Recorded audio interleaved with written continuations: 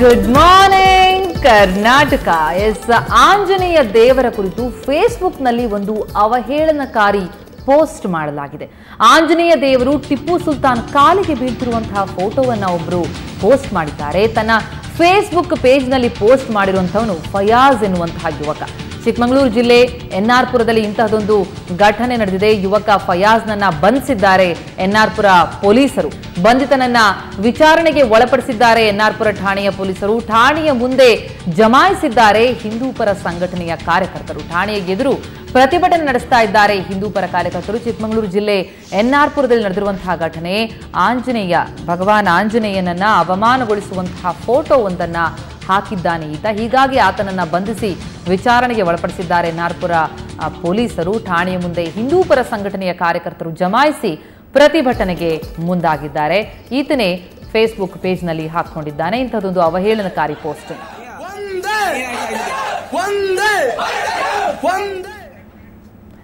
ಈ ಕುರಿತು ಇನ್ನಷ್ಟು ಮಾಹಿತಿಯನ್ನ ನೀಡ್ತಾರೆ ನಮ್ಮ ರಿಪೋರ್ಟರ್ ಕಿರಣ್. ಈಗ ನಮ್ಮ ಜೊತೆ ದೂರವಾಣಿ ಸಂಪರ್ಕದಲ್ಲಿದ್ದಾರೆ. ಕಿರಣ್, ಯಾರು ಈ ಫಯಾಜ್? ಯಾವ ರೀತಿಯಲ್ಲಿ ಆತ ಹಿಂದೂಗಳ ಭಾವನೆಗಳಿಗೆ ಧಕ್ಕೆ ತರೋದಕ್ಕೆ ಮುಂದಾದ? ಏನ್ ಹೇಳ್ತಾನಂತೆ? ಏನ್ ಸಮಜಾಯಿಷಿ ಕೊಡ್ತಿದ್ದಾನೀಗ ಅಂತ?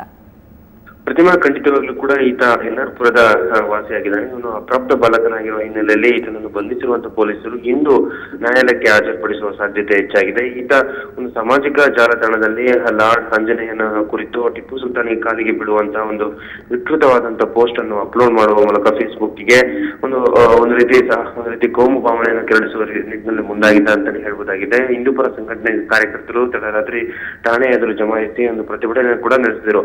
ಅಲ್ಲದೆ ಈತನನ್ನು ಬಂಧಿಸಿರುವ ಹಿನ್ನೆಲೆಯಲ್ಲಿ ಈತನ ವಿರುದ್ಧ ಒಂದು ಸೂಕ್ತವಾದಂತಹ ಪ್ರಕರಣಗಳನ್ನು ದಾಖಲು ಮಾಡಿ ಈತನಿಗೆ ವಿರುದ್ಧ ಕಠಿಣ ಶಿಕ್ಷೆ ನೀಡಲು ಮುಂದಾಗಬೇಕು ಅನ್ನೋದು ಪೊಲೀಸರಿಗೆ ಸ್ಥಳೀಯರು ಒತ್ತಾಯಿಸಿದ್ದಾರೆ. ಆದ್ರೆ ಹಿಂದೂ ಪರ ಸಂಘಟನಾ ಕಾರ್ಯಕರ್ತರು ಕೂಡ ಒತ್ತಾಯಿಸಿದ್ದಾರೆ.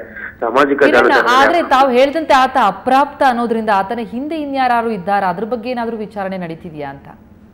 ಪ್ರಥಮ ಎಲ್ಲವನ್ನೂ ಕೂಡ ಪೊಲೀಸರು ಈಗಾಗಲೇ ಕೂಲಂಕುಷವಾಗಿ ತನಿಖೆಯನ್ನು ಆರಂಭಿಸಿದ್ದಾರೆ.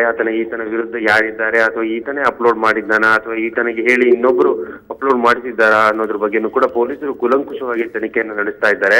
ಈತ ಎನ್ಆರ್ ಪುರದ ನಿವಾಸಿ ಅನ್ನೋದು ಮಾತ್ರ ಈಗ ಪ್ರಾಥಮಿಕವಾದಂತಹ ಮಾಹಿತಿ ಲಭ್ಯವಾಗಿದ್ದು, ಈತನ ಹಿಂದೆ ಯಾರಿದ್ದಾರೆ ಅನ್ನೋದು ಈಗಷ್ಟೇ ಪೊಲೀಸರು ತನಿಖೆಯನ್ನು ಆರಂಭಿಸಿದ್ದು, ಇನ್ನಷ್ಟೇ ಮಾಹಿತಿಗಳು ಹೊರಬರಬೇಕಾಗಿದೆ. ಪ್ರತಿಮಾ, ಹಾಗೇನೆ ಹಿಂದೂ ಪರ ಸಂಘಟನೆಗಳು ಏನಂತ ಆಗ್ರಹಿಸ್ತಾ ಇದ್ದಾರೆ? ಅವ್ರಿಗೇನಾದ್ರೂ ಅನುಮಾನ ಇದೆಯಾ?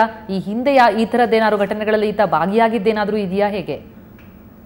ಪ್ರತಿಮಾ, ಈವರೆಗೂ ಕೂಡ ಫಯಾಜ್ನ ವಿರುದ್ಧ ಈ ರೀತಿ ಪ್ರಕರಣಗಳು ಕೇಳಿಬಂದಿಲ್ಲ, ಅಥವಾ ಹಿಂದೂ ಪರ ಸಂಘಟನೆಗಳ ವಿರುದ್ಧವೂ ಕೂಡ ಹಿಂದೂ ಪರವಾದಂತಹ ಧರ್ಮದ ವಿರುದ್ಧವೂ ಕೂಡ ಮಾತನಾಡಿರೋ ಬಗ್ಗೆ ಯಾವುದೂ ಕೂಡ ಉಲ್ಲೇಖವಾಗಿಲ್ಲ. ಹಿಂದೂ ಪರ ಸಂಘಟನೆಗಳ ಒಂದು ಆಗ್ರಹ ಏನಂದ್ರೆ, ಈಗ ಸಾಮಾಜಿಕ ಜಾಲತಾಣದಲ್ಲಿ ಆಂಜನೇಯನ ವಿರುದ್ಧ ಒಂದು ಅವಹೇಳನಕಾರಿ ಪೋಸ್ಟ್ ಮಾಡಿರೋ ಹಿನ್ನೆಲೆಯಲ್ಲಿ ಈತನ ವಿರುದ್ಧ ಒಂದು ಕಠಿಣ ಕಾನೂನು ಕ್ರಮ ಕೈಗೊಳ್ಳಬೇಕು. ಈತನ ವಿರುದ್ಧ ಕಠಿಣವಾದಂತಹ ಶಿಕ್ಷೆ ಅಂದ್ರೆ ಕಾನೂನುಗಳನ್ನು ಅಪ್ಲೈ ಮಾಡಿ ಇವನಿಗೆ ಶಿಕ್ಷೆ ನೀಡಬೇಕೆನ್ನೋ ಒಂದು ಆಗ್ರಹವನ್ನು ಕೂಡ ಮಾಡ್ತಾ ಇದ್ದಾರೆ.